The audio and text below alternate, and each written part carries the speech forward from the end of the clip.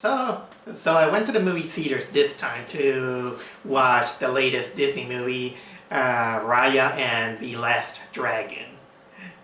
Which, for me, it was a better alternative than succumbing to the shitty method of Disney Plus of charging $30 to watch a movie on Disney Plus, additionally with the cost of the subscription and everything. And you know what? Since this is the second time Disney pulled off this shit and they didn't learn, it begs again talking about it. Because people are telling me the excuse by saying that, oh well, it's like you're gonna pay for, you're paying $30 at least for the subscription of 2 people or 3 people watching the movie and everything. Kind of like going to the movie theater where you go with 2 people or 3 people. It's exactly kind of like that cost. Not everyone is doing that. There are other people who also go to the movies alone. And $30 is still a steal because, at least for the benefit of the doubt, when you go to the movie theater, you're not only paying for just watch a movie. You are paying for a big screen, a big space with good or sometimes better equipment. You get technically a better room where you can't be bothered by external forces that you always find in when you are on the house. Take for example me. I live in an apartment, and there are times that when I watch a movie, some idiot outside it begins to honk their car. So I'd rather go to the movies than and pay $18 or so, or in my case $12, without, of course, the cost of the transportation, and concessions are of course optional. But still, that's better compared to this thing. Okay, you might be saying, well, there's the pandemic that is happening. Well, it's a risk worth doing. It was a risk worth doing. Because what I'm doing, at least, is gonna feed people who are struggling on keeping the movie industry of movie theaters alive. Well, that was my second time rant. The bullshit of streaming movies and you have to pay for it. Man, I'm making, as for the time that the way I said it, I'm making HBO Max looks like charity givers. But I'm not gonna go with HBO Max, considering that last week we saw this awful movie called Tom and Jerry. So I was actually kind of like hoping that I'm gonna get a good time, or at least getting a good movie that I can trust with Raya and the Last Dragon, because of one reason only: dragons. I'm even a bigger nerd of dragons compared to well, what's gonna show up, I'm gonna talk about in the movie. So much that if you see my review of How to Train Your Dragon 3 and how I absolutely gave it a big pass compared to other people, and also I gave out this expression saying that I love dragons so much that if I could, I want to marry one. Yeah, be grossed out all the way, but that's technically my kind of like my exaggeration of how much I'm a big fan of dragon artwork or dragon stories, a lot of things about dragons. Although that does not necessarily mean that I love every single thing that it involves dragon. Case in point, in the Aragon movie. But still, I wanted to give this movie kind of like a feeling that, okay, having sit through a lot of kind of two horrible movies in a row, please give me at least one of them. I mean, it's Disney. Should I trust Disney? Considering that these idiots gave me Flora and Ulysses. Ugh.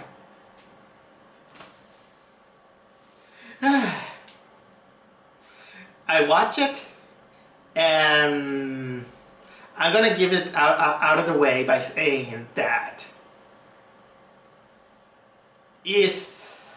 the good news is that it wasn't exactly a horrible film. It was actually decent, at least. The bad news is that I wish I could have retract a little bit. The good news is that I enjoy the film as it is, but the bad news is that it's not exactly a well done movie. I will get to that just in case. Because as much as I wanted to support Raya and the Last Dragon, I wish I want to be kind to it, but unfortunately it's marred with bigger problems than just looking nice. It has so much I do feel that it has a big problem that I have to be blunt and say, movie, you give your best, but I don't think that you became worthy to become a really good Disney movie. But if I have to be kind at least enough, I think this movie is slightly better than Moana. But before I go with Raya and the Last Dragon, I also want to address that when you go to the movie theaters, you can watch the short film that it is accompanied with. Like many Disney movies, it always accompanied with a short film from their side. And in this case, what was the name of the short film? You know what? I'm gonna put it here. I kind of don't remember exactly what was the name of the short film. And this one, it is sweet. It is sweet. Is even better than the bullshit Maggie shorts that I saw last year, that kill off The Simpsons for me once and for all. But I want to nitpick at some things. First of all, I like what the short was doing. It's about this couple who they fell in love. Everyone is kind of like they live in a world where everybody dances, kind of in the style of not Gene Kelly, because Gene Kelly can dance better than what happened in this movie. But it's kind of like they live in a musical town where everybody dances and everything. But then there's this elderly couple in which the guy apparently he feels like I'm out of my prime. I feel too old. I just want to sit there and watch TV. But his elderly wife, she's like, hey, come on, let's keep it moving and dance. But anyway, I'm describing the film, kind of like the emotions of the characters, but there's no dialogue. There's no absolute dialogue out of it. But I like that the concept happens in which in which, of course, the wife kind of had enough of his slouchiness, and she just goes outside apparently for fresh air. And you see that the guy is technically he just go outside. He just feels kind of like I just lose my youth and everything, and then he realizes that whenever he's on the rain, he remembers his fun moment, and he kind of turns young. And then he just begins to dance. He sees his wife again outside, and everyone goes dancing. And then the rain is gonna stop. But unfortunately, when he is not exposed to the rain, the couple becomes old. But the guy just keeps on running away from the rain.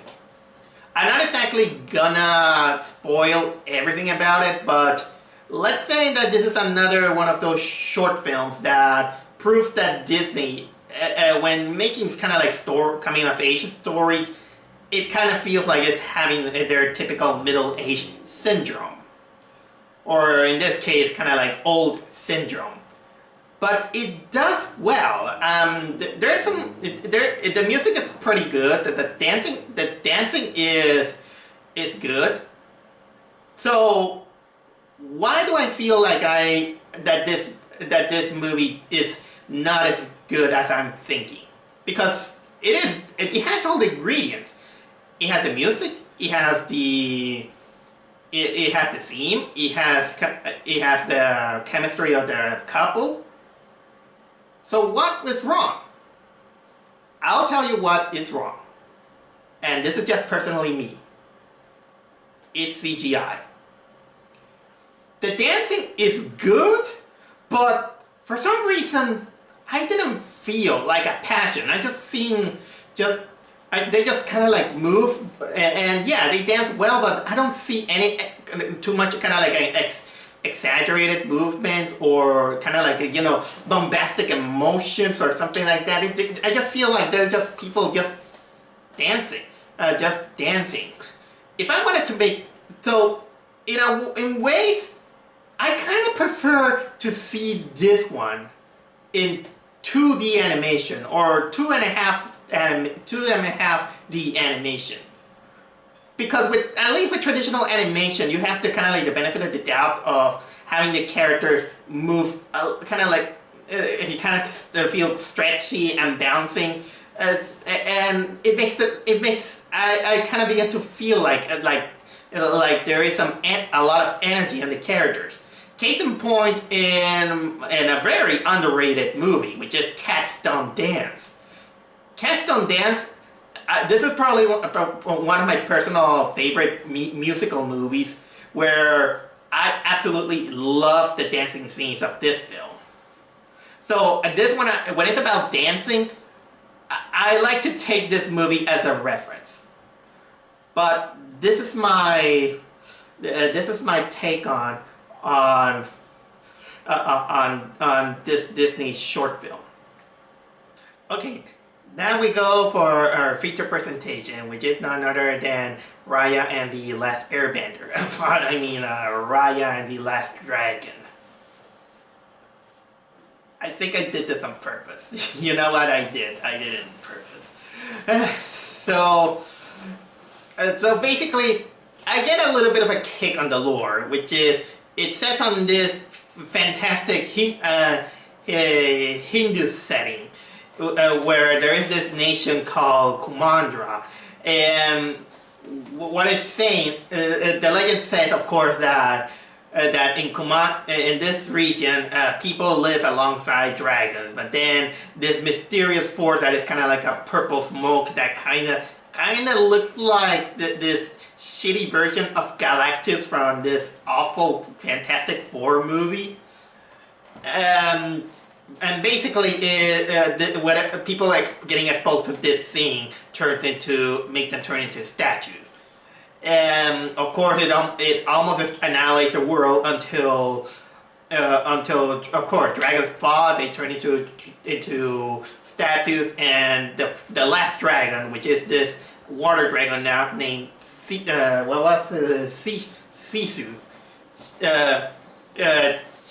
She used kind of like this magical dragon orb to ward off this darkness. returning humans back to normal. But unfortunately, the dragons didn't turn back to normal, and Sisu, she just disappears. And the orb is still there, but unfortunately, instead of uniting people after what happened, they begin to fight for it. And because of that, the nation divided itself into five, all of them named after a part of the dragon. So then the movie then takes place, a few years ago. We see young Raya, dressed up like young Katara from Airbender, and she's technically trained by her father to guard this magical artifact, which is kind of like a dragon orb. Basically, the father technically invites all the regions for a get-along party, even though they're kind of like at war into it, because apparently he's saying that I'm gonna trust these people, I'm gonna serve them dinner. So they meet up with these people. Raya meets this little girl named Namari. They become best of friends because they love dragons. They're a dragon nerd, and because Raya trusts her after just meeting her for I think like 30 minutes or so, she's like, hey, come here, I'm gonna show you where we keep the dragon orb. And of course, it was all a setup. Namari, she betrays her. She tells everyone where was this hidden object there. And then of course fight ensues. Raya's father is like, oh, hold on, we can't keep on fighting. I'm gonna put down my weapon. Everyone's like, do I do it? But then someone we don't see, he shoots a crossbow to this guy. And of course the fighting ensues, and the dragon orb is split in 5. And each of the nations take one piece. But because of this whole thing happening, these smoke things, I think it was called the rack or something like that, I kind of don't remember. But these purple things, they just begin to wreak havoc and swallow technically the whole region. Which people get turned into stone. Even Raya's father, who gives her a piece of one of the piece of the dragon says that I know you're strong. You can. I believe in you. I trust you. And of course, 6 years later, Raya becomes this wandering woman in this apparently post-apocalyptic world. And also, she's voiced by what was her name? Kelly Marie Tran, which basically is her trying to find herself some kind of apology to people after sucking at the Star Wars sequels. Look, I don't hate the woman like many people do. I mean, and I don't blame her. I blame mostly the direction that the Star Wars sequels went. And luckily she did fine in this one. But trying to continuing a little bit of the story. Basically, she managed to make some kind of ritual on her after finding the kind of like the first. I don't know. I kind of didn't understand how it went. She basically just finds a way to bring back Sisu the dragon. She appears. They kind of become technically friends, and then it opens the quest of these two people going around the other nations in order to steal the other pieces of the dragon orb, so they can save the world from these dark things.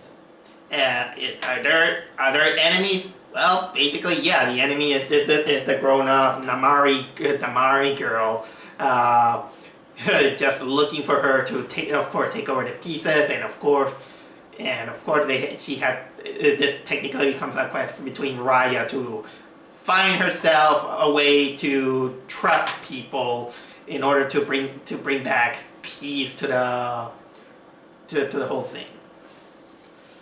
This is as close as I can get without spoiling too much about the movie, because from this, ever since the movie started up, I was kind of invested on the lore, but the more the movie advances, there's something that really rubbed me the wrong way. But I will tell you right now before I start out telling you in detail about it. Because the movie's biggest theme is about trust. But unfortunately, the movie proves itself to be very naive when it's about the concept of trust. I will let you sink into that when I get there. Let me get this out of the way by claiming a lot of the positive things that some of the positive things that this movie has. It's always obvious that when it comes to a Disney movie, it's always gonna look beautiful. Yeah, the character designs is honestly, they're really similar to Moana's. Although personally, I'm not a big fan of Moana. I found this movie, Moana's movie, kind of a little bit annoying. Although, to be honest, I do have a little bit of a soft spot for that one because Moana came out on a time where I lost a dear family member kind of close to that date, and this is kind of like more what I remember about this. And I do give it a kind of like an extra point because, well, whatever there is dragons is kind of like a big win for me. And the dragon looks good, I admit that. It looks really, really good. The environment is pretty much the basic what you can get from Disney. Nothing big, nothing major. It's good looking, but honestly, movies should not be, movies especially on animation, should not be judged on how it looks, especially when it comes from a company like Disney, because they're always gonna do that. It's always good, and technically, when they do that, it's technically always it always gets praise. So basically, when you say that, okay, this movie looks good, so it's a big win, it's not fair. It's not fair to just say that, well, this movie's good. Especially when Disney had this history of saying that sometimes you don't have to judge a book by its cover. And many critics, they always fall into that. Well, and not just critics. People in general always fall into that. They always fall into saying that, well, the movie's pretty, I liked it.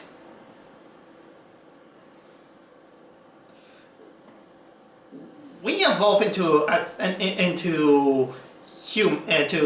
human mentality to now know that just because it looks beautiful doesn't mean that there's something shady inside. Sometimes you see a lot of beauty in even the ugliest things. And I saw many even animated movies that actually proved that point. So I've been dragging on about this one when I wasn't supposed to do that. The scenery is also, I kind of dig it, but I do have a problem because the movie, for saying that this movie is kind of like a dystopia in which yeah, there's these there's these scenes going around, turning people into stone. I didn't buy it that that it has a dystopia, because there were a few times and a few moments in which you can see that people are, well, living fine. They're living fine, except for, you know, a couple of our main characters. But since it feels like the world is functional, it doesn't feel like it, which is weird, because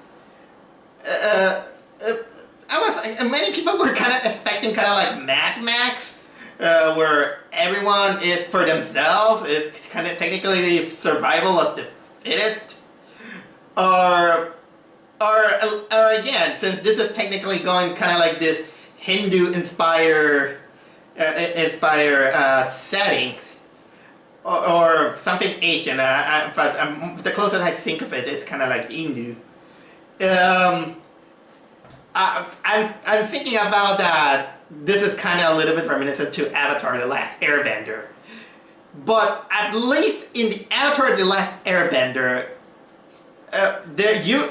in many episodes, even though there are people who are going on with their lives, there is a presence that the enemy, it has this overpowering presence that is sweeping the nation. In the case of The Last Airbender, we got the Fire Nation.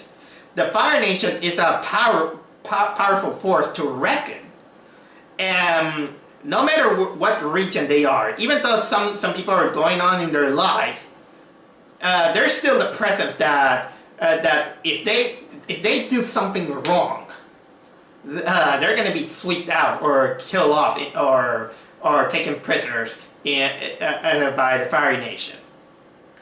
In Raya, it shows a little bit. It doesn't exactly take advantage of that, because it feels more like it wanted to show that people are kind of like the bigger problem than you know, the purple smokes. So I kind of didn't feel like there was a kind of like a sense of urgency, considering that this whole catastrophe came. It's lasted kind of like 6 years. So basically, kind of wonder what Raya was doing during those 6 years. We could have at least seen Raya's quest on how she got here, how she survived all these 6 years. Even as a montage, that could help. Okay, let me continue before I keep dragging on. I'm sorry, I don't want to drag on a lot of things, but I do want to express and be blunt on almost a lot of pieces before I forget.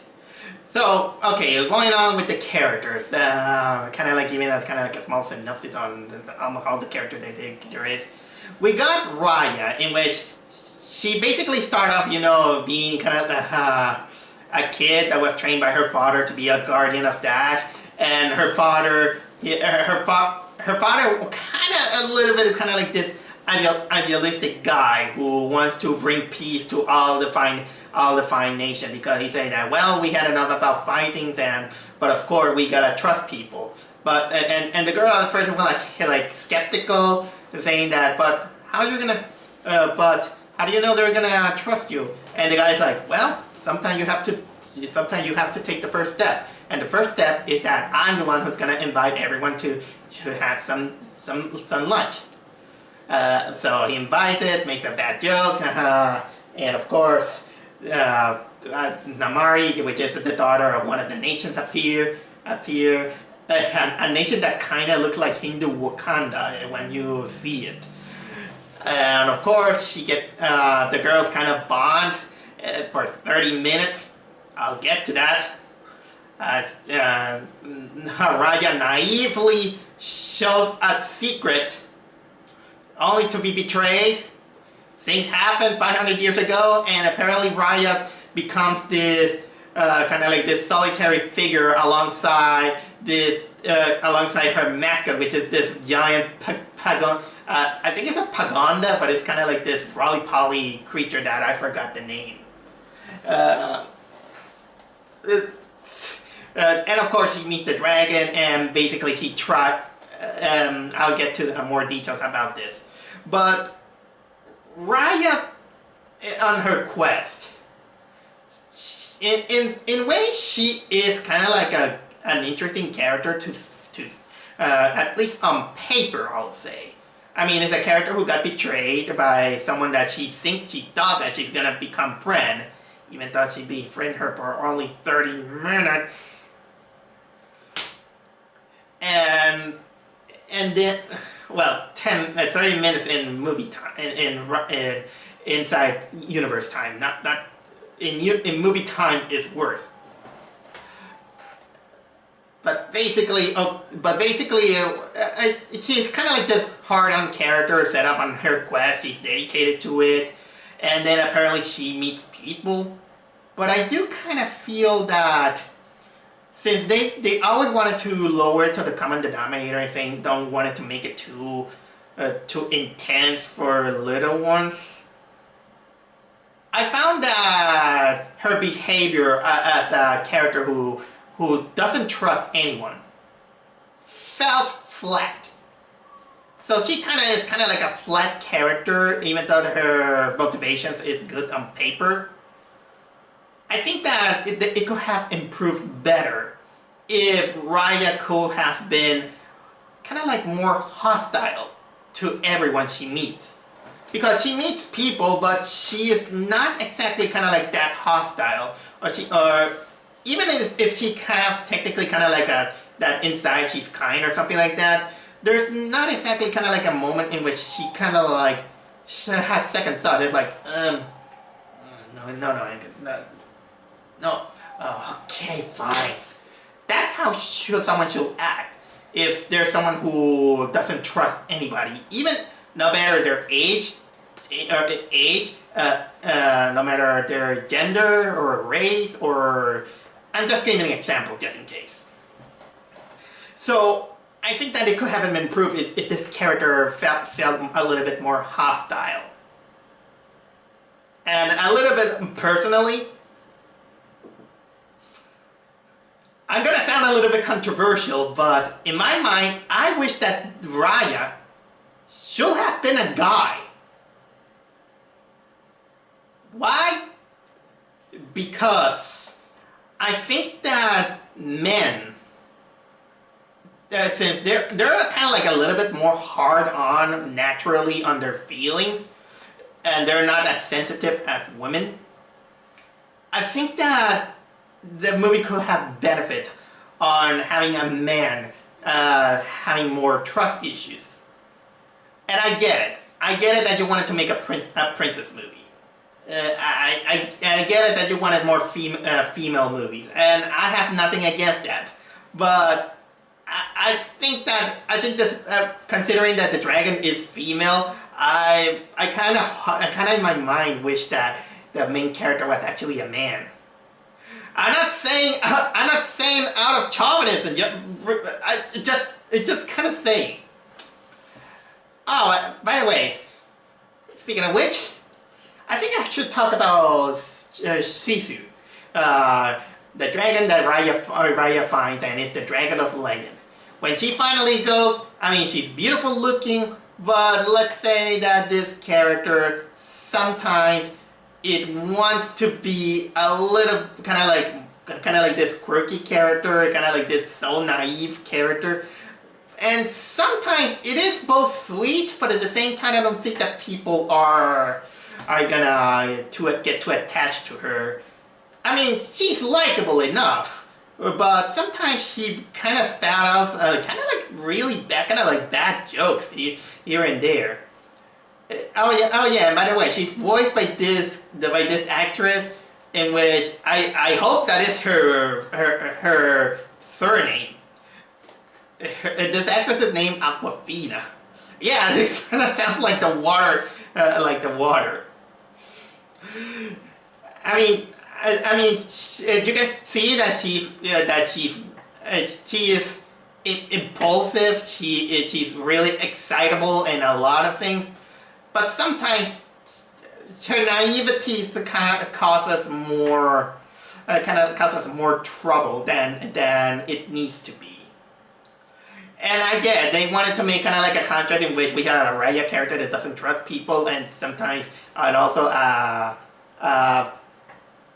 dragon that is kind of a little bit too trustful for her own good. There's kind of like a story behind her, but unfortunately that story is kind of like a MacGuffin and doesn't contribute too much about the movie. Other characters that appear are, for example, this little kid that they encounter. He owns a rowing ship, which is also served as a shrimp restaurant. The kid lost his family because but not by death, but they turn into statues. And well, basically, this kid kind of in the first few moments of the movies, he kind of reminds me of Mungdal from Chowder. He's kind of acting hip. He's like, which I'll get to a little bit to the humor later. It's like, but I was in the, he was kind of like a step closer on going, ladies. The group also meet this.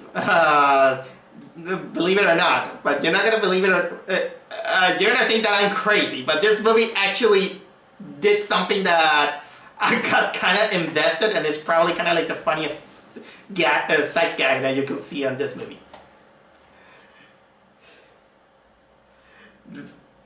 The movie, one of the characters is actually this baby girl. This baby girl, probably 6 months. Probably 6 or 5 months of age, and apparently this baby is smart enough to be a con artist, knows martial arts because she's raised by monkeys. And also, yeah, she lost her family and everything, but that's kind of like the weirdest thing that I've been hearing a lot of people that this is kind of like the best part of the movie.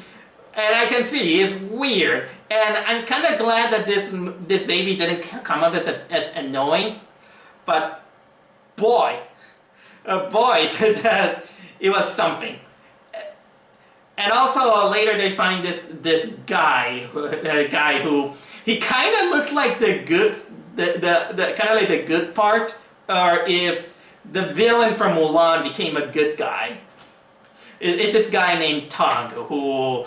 He lost his tribe, the family, and of course he basically become part of it. And this is the least I could say about this without going a little bit too much. And of course I have to talk about our quote-unquote antagonist, Namari. Namari in this movie is painted as basically kind of like the reluctant bad guy. I mean, we started out, that she is also kind of like an admirer of dragons. She befriends little Raya. She even gives her this dragon ornament as a gift. And of course that made Raya kind of naively believe that, well, we should be friends. So I'm gonna show you this secret that could probably put a lot of people into fight. But of course, she was kind of like a spy. She betrayed her, and of course, days later, years later, of course, these two characters, they kind of encounter. They always kind of go into these fights in which, again, as impressive and fun as the sword fights are and the fighting choreography has. It's still kind of no excuse of a movie being style over substance. And this character, they wanted to build up a lot, saying that the character is just searching the pieces of the dragon, the dragon orb, in order to save the world from these creatures. But they didn't show too much of her struggles, and mostly her struggle is like she wanted to she wanted to she wanted to look good to her mother. And the mother, well, she really sounds like she's kind of like the villain, kind of like the reluctant villain. But the movie didn't earn that. So whenever there's kind of like these kind of moments in which you want to feel bad about the character, it doesn't. I didn't kind of feel it, and I'm a pretty sensitive guy when it's about. When I see kind of like a good story, which I'll leave you some examples later, if I can. Which also brings up kind of like the climax of the film, in which it kind of feels like something. It feels like something is really missing. So pretty much. This is another one of those movies in which they wanted to show that everyone is good, even the villains have kind of like motivations, which is true, but not every single person is gonna act like kind of like a Steven Universe world in which everybody has a background, everybody has a drama, and you just have to be kind to them, and you gotta be kind to them, you gotta trust them. And when I get a little bit more detail about the trust, I'll tell you, and I already gave you a clue saying, because the key word is, you just met this person, just only 30 minutes. And speaking of course about the villains, there's of course these cloudy things, which honestly, they feel more like they feel more kind of like MacGuffin villains. They don't. I mean, you could have technically taken out all these things apart, and maybe it won't affect as much at the movie as kind of like in the climax. But considering the things that are happening, it doesn't feel like there's kind of like enough presence. I mean, there are even people who are take advantage of these things that are happening.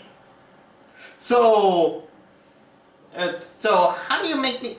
So from what we see, is of course kind of like a kind of like this Disney style nasty world that I kind of didn't trust it enough. This is basically all the things that I can tell you about the characters. But, you know what? I think it is time for me to talk about the biggest issue about this movie, which is the problem of the thematic. Like I said, the big theme is trust. And like I said again, this movie is too naive to giving me lessons about trust. Alright, so how do I start about this conversation about the trust issues that this movie technically didn't earn? First of all, where do trust comes from? Why do we trust people? This is a big question that when you think about it, it has a kind of like a deeper meaning that some people cannot explain it. But one thing that is pretty sure that has been confirmed in many experiences is that trust usually always comes on how much you do or what the other person do to you, and how much time you spent with that person. Because trusting is also a sign that you know that person. Because you can't just go along just walking around and saying, hey, everyone is nice, everyone can be good, or everyone is capable of doing the right thing. Because we as a human, we are also kind of like the biggest liars in this world. We are capable of manipulating other people and even hide our own feelings. Animals sometimes can do that, like for example, you know, all these creatures that camouflage and looking like good, but then is a trap and they catches their prey.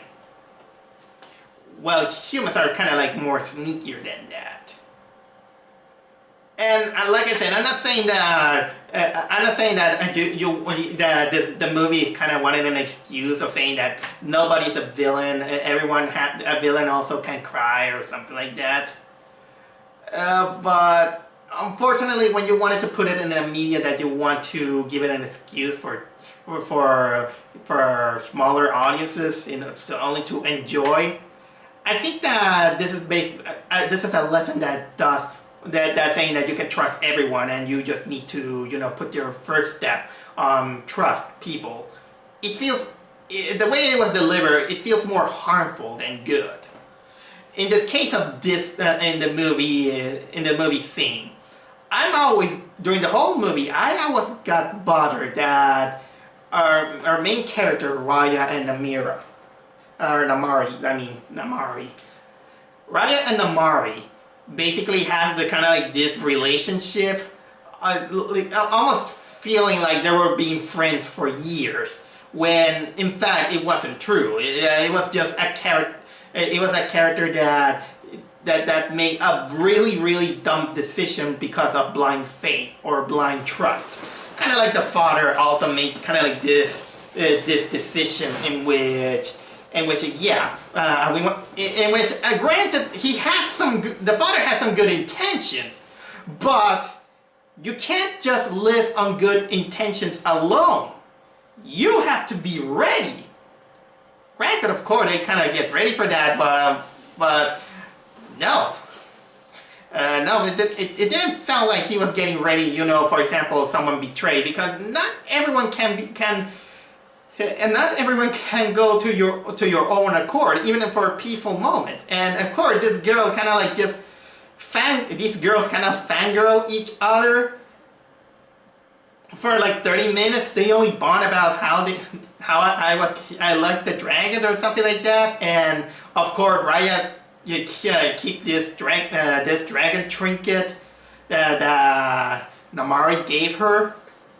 And for a woman that thinks that she's not trusting anyone, she didn't show it because she kept the trinket. She kept the trinket for a woman that she only met 30 minutes. And of course, she just had because if she had at least some ability of humanity. Again, I said this character should have been a little bit more hostile. She would just feel so betrayed that she even chucked out that trinket, you know, all crying, or even destroy it, because that's a powerful. That you could give it kind of like a powerful emotion. And of course, the movie kind of giving an excuse of saying that, hey, you gotta trust her. You gotta trust her. And this movie kind of hammers you in the head. Trust. The woman, Raya's like, well, trust is. Well, I don't trust people. She just kind of says it a little bit more, but she doesn't show it. She doesn't show so much. And of course, we got also the contrary, which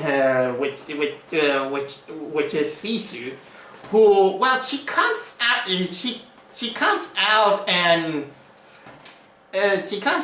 of course she has, you know, that she feels alone. She's the last dragon. I forgot to mention these things. And every time they collect a piece, she remembers one of her brothers, and she also acquires some of her brother's powers. because the only thing she can do, of course, is swim.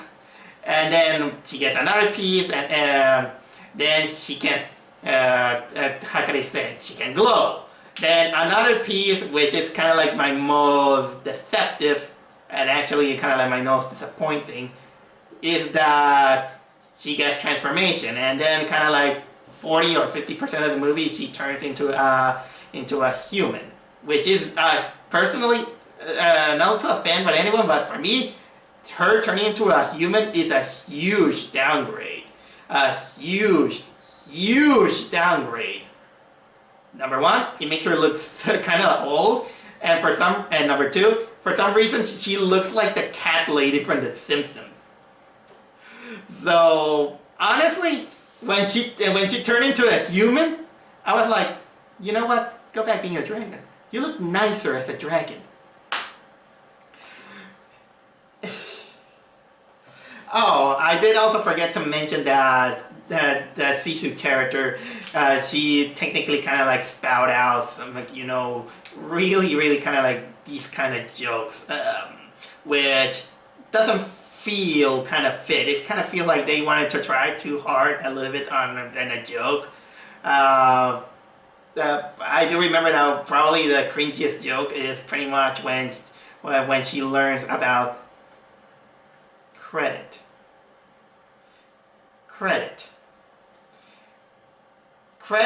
in a world where there's no credit card, Let me know if there was a moment in which you go to the marketplace, but think of it, a marketplace in the day 600, or in the era of Jesus. I can't imagine, you know, people saying that yeah, I'm gonna take this on credit. I'm not knowledgeable about economics or the history of economy, but I'm pretty sure that the word credit can apply into a world where there's no credit cards. One thing that also the movie keeps hammering about Cece's personality, about her naivety, is that she always kind of begins to hammer on saying that, well, you should talk to this Namari character, to Raya, and they even kind of say that, well, in order to make her, you know, trust a little bit more on her, is that you have to give them a gift. So they're gonna increase their trust. Okay, nice. Is that kind of sounds like you're buying trust instead of earning your trust. And trust is not exactly, you know, with just a gift. It needs a little bit more. And even when you want to make a kind of like a story with that about a betrayal, it takes more than that. It's almost like kind of like a, you know, if a couple finds out that the one person cheats on his or her, and apparently this character decided that no, I want to come back to you or something like that. No, you just destroy that relationship of trust, and because when you get married, it technically is kind of like a commitment of trust, and when someone betrays that, I'm not saying that it can be regenerated, but still the bond of trust is broken, and it needs time to do that, or sometimes it's almost never repair. It takes a lot than just a gift in order to do that. And apparently the movie wanted to play out kind of like the two sides by saying that, well, I am to blame more than as you are to blame. Not always it's exactly the same, and this movie kind of didn't earn too much about that. And the dragon again keeps hammering this thing on, and unfortunately there was kind of like a chance in which you could have given an arc to this dragon, in which kind of learned that not every person can be trusted. Case in point, there's a moment in which she blindly follows this old lady who apparently she said that she's gonna let her see Raya and everything, but unfortunately she was betrayed because this old lady also wanted the piece of the dragon orb, and she just wanted to feed it to the dark beings, and then of course she's safe and everything, but instead Sisu just begin to question about what happened. They talk about it a little bit, but she's kind of like brushed off and saying that, well, I still believe or something like that. I mean, this story could have been more about Raya and Sisu, more than, of course, Namari, and of course the other cast of characters, which I gotta say that the other characters are kind of like more likable than Raya, if I have to kind of put them in a scale. I mean, the kid is kind of a little bit hip, but he's funny. The baby, of course, is well, she's a ninja baby. And of course, there's the guy named Tong. I feel like I want to invest a lot in his backstory more than Raya, because Raya only lost her father, and the other guy, he has to deal to being alone in Solace. Although, well, everyone lives in kind of like in Solace and everything, and they should have polished a little bit more. It feels like, now that I think about it, this looks like it could have worked better more as a TV series more than kind of like a movie. The movie could. I think the movie, for something that is about trust and wanted to show about movies, it feels a little bit too ambitious and naive for its own good. And of course, then we got kind of like the biggest moment, which is technically the climax. I'm gonna do my best to not exactly tell you every single detail out of it, but basically, it happens kind of like a betrayal for the second time. Which is kind of, they wanted to make it kind of like it's all Raya's fault. Well, she technically did, but I'll give you this analogy. It may spoil the movie, but I don't care. Let's say that it was more like a trigger moment, similar to when someone is at when a criminal is at gunpoint, want to shoot a hostage or something like that, and the cops are also pointing it. But this criminal, let's say that because he's nervous, he's kind of like in a shock or something like that, he makes a bad move. He a very suspicious move that could even jeopardize the hostages. So. And the cop, of course, he just reacts because it's kind of like a moment. It's kind of like a tension in which he just shoots. And because of that, consequences happen. It doesn't matter what happens on the consequences. The killer gets the shooter gets. No, how can I say? The criminal gets killed or a hostage gets killed. It could go either way. It could go either way. That's kind of like these kind of things that kind of happen. But unfortunately, they always try to find a way to find an excuse for the one that reacts and shoots being the one that blames, to be blamed.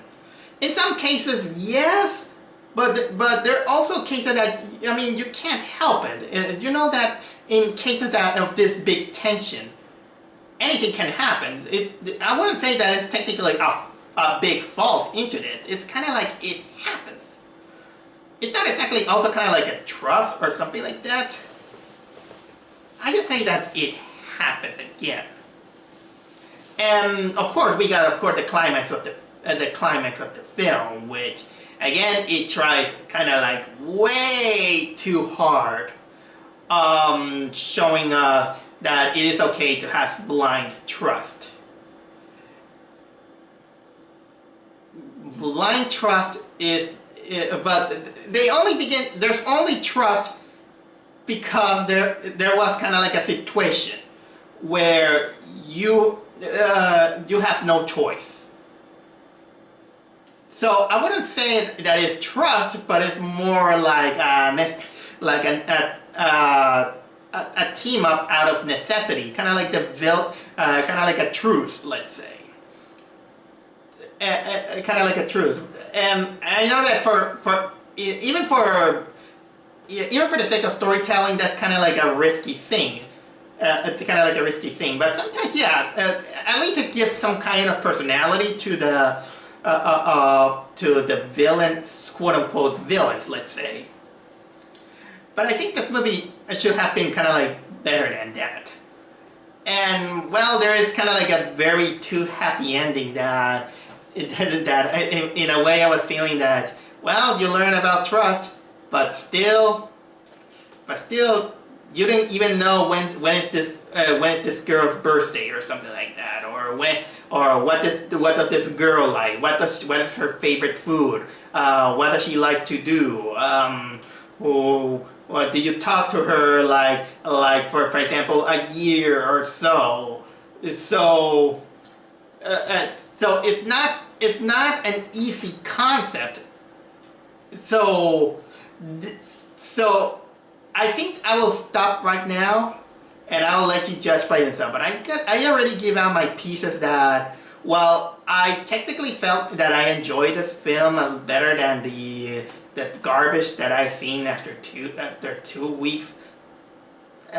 I think that this one needed some polish, and I'm sick of people saying that, well, it's just for kids, it's for simplistic or something like that. That's no excuse.